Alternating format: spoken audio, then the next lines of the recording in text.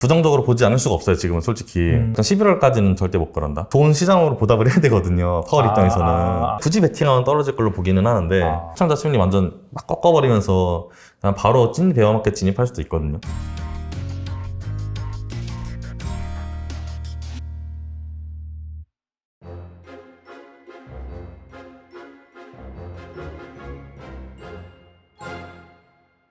미국 주식 사관학교의 신승우 대표님 모셨습니다. 안녕하세요. 안녕하세요. 미국 주식 사관학교 신승우라고 합니다. 네. 대표님 간단하게 소개 좀 부탁드립니다. 네. 저는 원래 개발자로 일을 하다가 이제 미국 주식 관련해서 이제 컨텐츠를 쓰는 거를 약간 부업으로 시작을 하다가 어쩌다 보니까 이제 부업이 주업을 잡아먹어버린 거예요. 그래가지고 지금은 어쩌다 보니 진짜 판교에서는 개발자였던 제가 여의도에서는 이제 전업 크리에이터를 거의 하고 있는 네, 그런 상황입니다. 네. 상당히 약간 독특하고 또 유니크한 그런 경력을 가지신 거라고 생각이 되는데, 그렇다면 어느 쪽 개발자셨나요? 저는 AI 개발을 했고요. 그래가지고 이제 사실 미국 주식 관심 가진 게 애초에 제가 딥러닝을 시작을 한 게 한 2019년 정도였는데, 딥러닝을 하면은 엔비디아를 안 쓸 수가 없어요. 엔비디아가 있어 암드도 GPU가 있고, 네. 이제 엔비디아도 GPU가 있잖아요. 그렇죠. 근데 엔비디아 GPU에서만 딥러닝이 돼요. 그래서 내가 AI를 가지고 AI가 잘 갈 것 같다. 근데 사실 그때 AI가 잘 가는 건 누가 봐도 좀 뻔했거든요. 그 당시에 봤어도. 네. 근데 엔비디아 주가는 그렇게까지 높진 않았어요. 물론 이제 많이 높아진 상태였지만. 네. 그래가지고 엔비디아 사면은 무조건 AI 따라갈 수 있겠다 해가지고 그때 그냥 무지성으로 박았던 게 첫 투자였어요. 그래서 어쩌다 보니까 시작을 엔비디아로 했고, 그다음에 이제 이제 성과가 봤으면 찾아야 되잖아요. 그렇죠. 첫 차를 또 개발자라고 테슬라로 샀어요. 테슬라를 사고 보니까 이게 미래인 것 같은 거예요. 사고 나서 보니까 좋아. 자율주행 키고 막 거의 꿈뻑꿈뻑 졸면서 가도 어쨌거나 안전하게 살아있고. 그래가지고 이거 각이다 해가지고 그때 테슬라 무지성으로 박았죠 또. 그래서 그렇게 미국 주식으로 시작을 해가지고 또 그렇게 한 것도 있는 것 같습니다. 그럼 지금 현재 네이버 프리미엄 콘텐츠, 네네네. 여기에다가 지금 콘텐츠를 또 연재를 하고 계시고. 네이버에만 하진 않고요. 또 저희가 영문에서도 보면은 영문에 이제 저희 컨텐츠가 또 올라가요.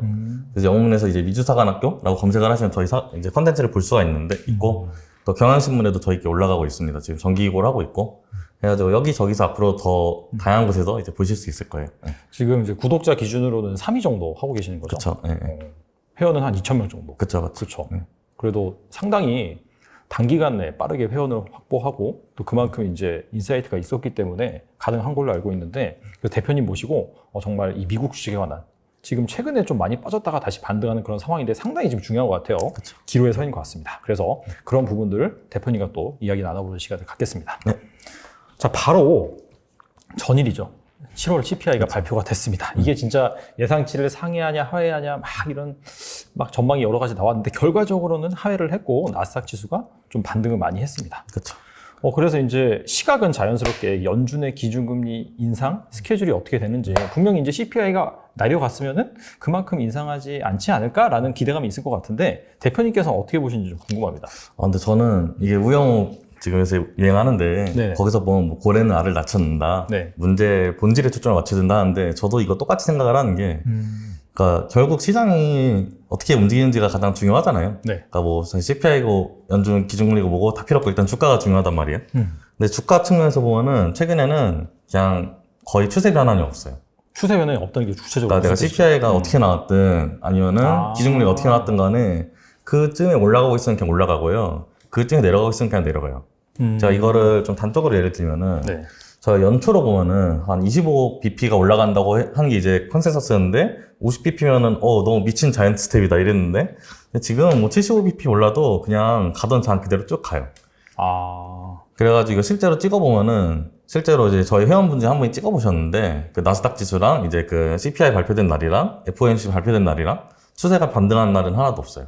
그러니까 결국 그러면 이걸 봐야 되는 게, 실제로 FOMC에서 뭐라고 하기 전에 사람들이 요새 어떻게 생각을 하냐면은, 이제 예전에는 이제 연초, 지난 작년 말쯤에는 FOMC 때 이거 보고서 그 기준금리 발표가 나오면은 그때 이제 막 폭등하거나 그런 양상이 있었어요.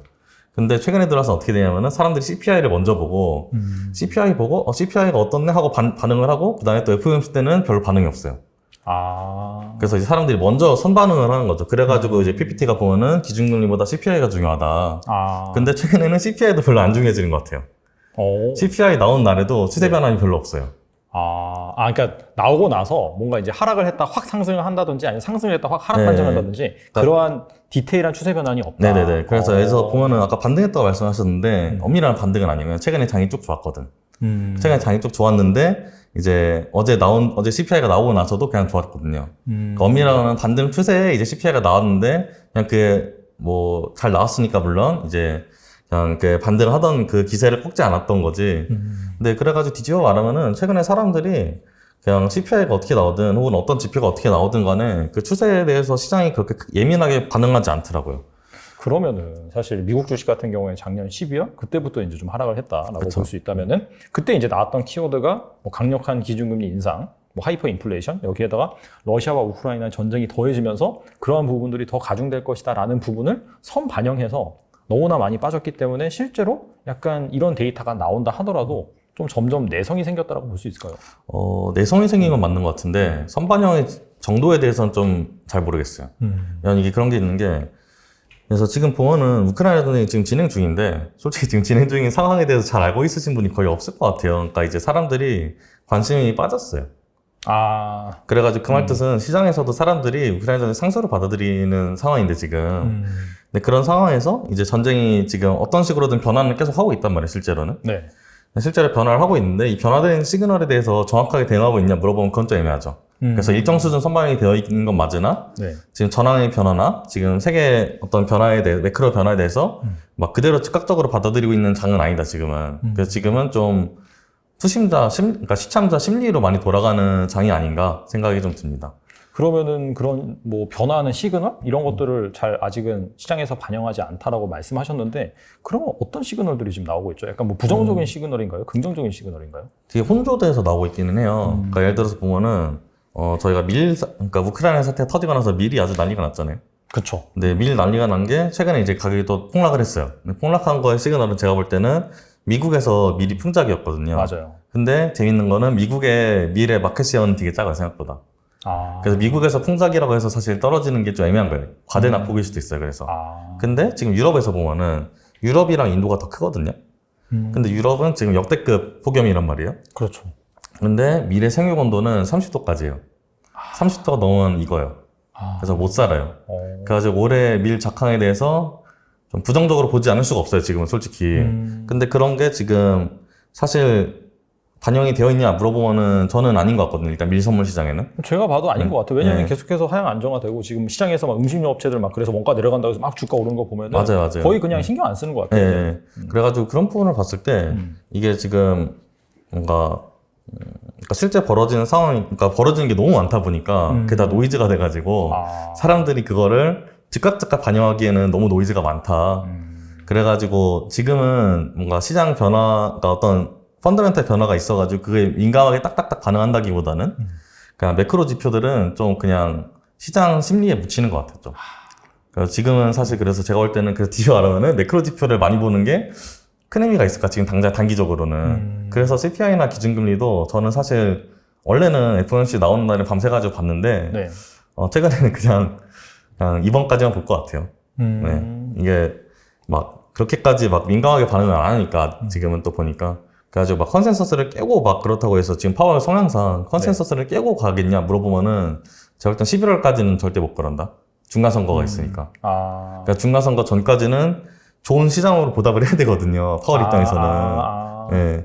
지지율을 올리기 위해서. 지지율을 올리긴 어려워도 막 경기 침체를 공식적으로 인정하면은 솔직히 중간선거 때 나락가는 게 뻔하잖아요. 더 나락을 가니까 네. 사실 지금도 안 좋은데. 지금도 좋진 않죠. 근데 더 나락갈 게 너무 불보듯 뻔하니까 그렇게 못하죠. 그게 못하는 만큼 11월까지는 제가 볼 때는 지금의 랠리를 즐기는 게 맞다. 그러니까 딱 정확한 기간이라고 보긴 되게 어려운데 근데 그래도 중간선거 이슈가 있기 때문에 그 전에 연준에서 막 엄청 과감한, 그러니까 일반 시장 컨센서스랑 굉장히 달라가지고 시장에 충격을 줄 법한 그런 액션을 취하기는 부담될 수밖에 없다. 어쨌거나 정치적 기관이니까. 근데 약간 이런 얘기도 있잖아요. 그 역사적으로 봤을 때 그 중간 선거를 앞두고 나서는 뭔가 시장이 불확실성이 커지면서 좀 빠졌다가 중간 선거가 끝나고 나서는 오른 그런 케이스가 좀 많지 않나요? 근데 말씀하신 거 들어보면 약간 좀 반대 이번 같은 경우에 케이스가 연출되는 거네요. 근데 이제 그 최근이라는 게 제가 볼 때는 지난 20년 정도일 것 같은데 지난 20년은 그냥 우상향 장이었으니까 그래가지고 사실 그냥 불확정성 있으면 좀 빠졌다 다시 올라가고 그런 게 이제 통계적으로 맞았을 것 같고요. 이번에는 좀 아닌 것 같다. 이번에 확정성은 떨어진다는 게 확정성이라고 보면은 그런 불확정성이 올라갈 때는 오히려 오르는 거죠. 그래가 제가 볼 때는 중간선거 전까지는 그냥 침체를 일단 인정은 절대 안 할 것 같고 가능하면은 명시적으로는. 네.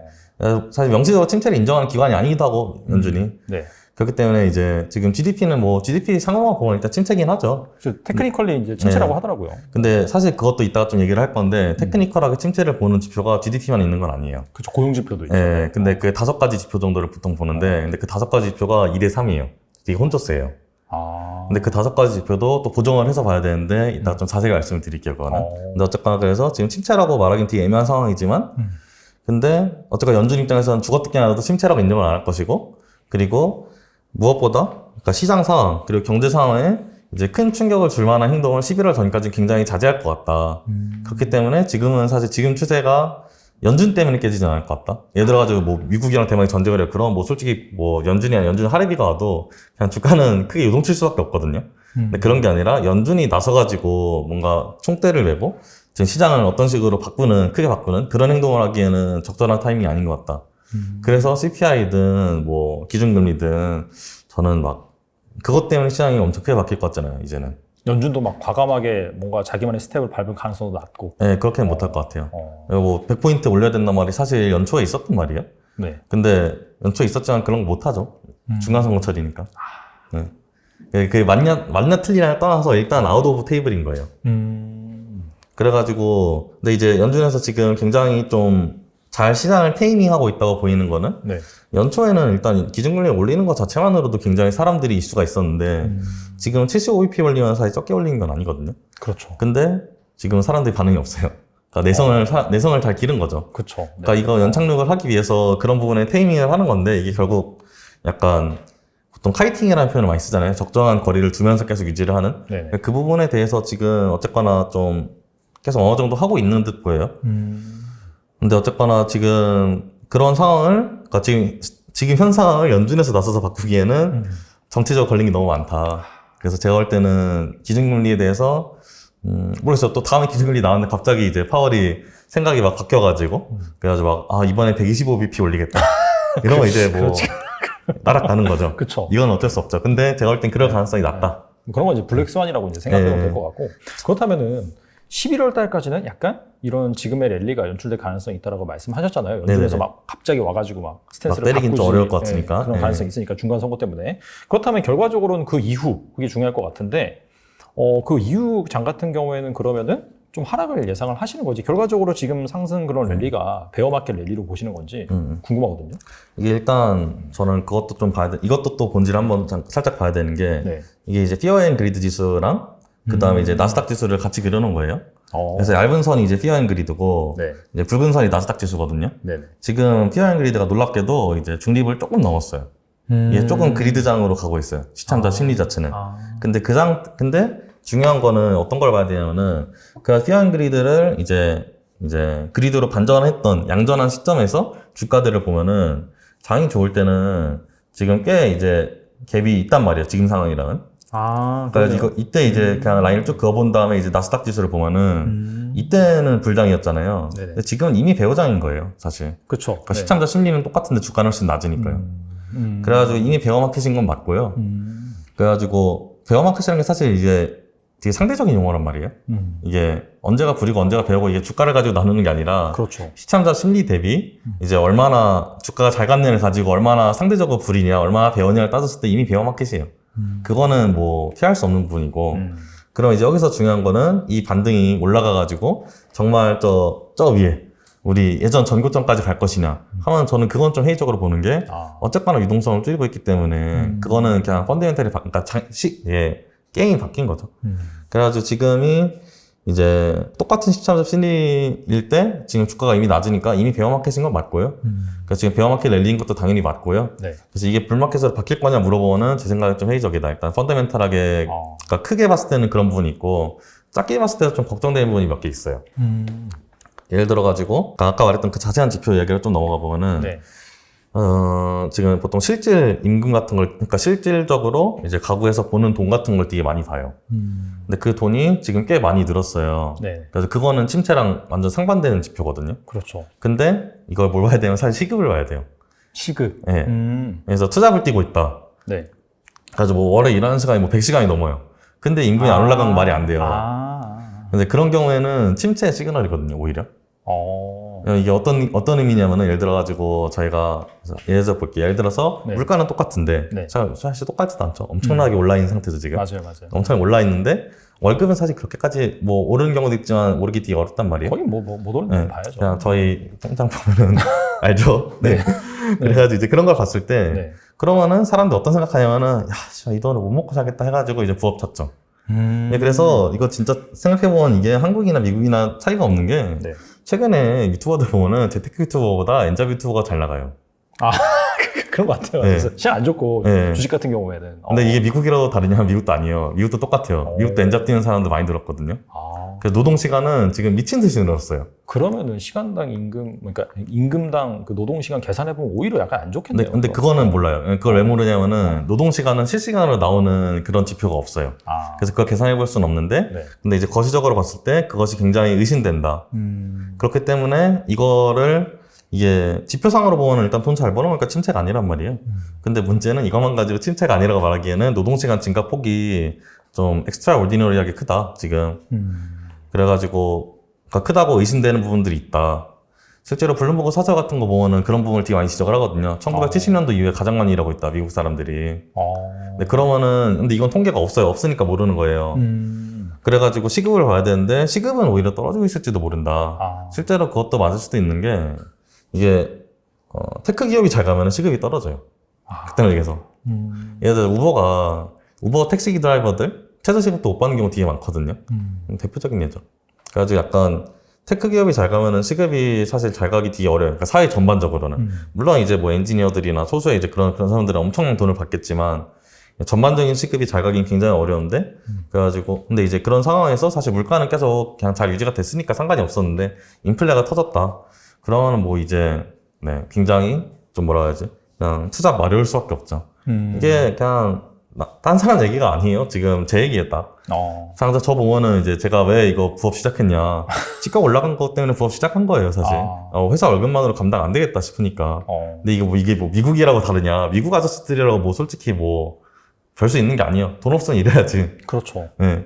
그래가지고 그런 거기 때문에 그래서 이게 되게 애매해요. 지금 진짜 애매한 게 그 침체가 아니라고 말하는 지표가 3개 있고 침체라고 말하는 지표가 2개가 있어요. 근데 침체가 아니라고 말하는 지표가 네. 하나가 이제 실질 소득, 네. 다른 하나가 실질 소비. 근데 사실 이거 2개는 같이 가는 거죠. 그렇죠. 그냥 소비 안 하면 이게 그냥 소득이 안 하면 소비도 많이 하는 게 또 인지상정이니까. 네. 그리고 이제 글로벌 공급망.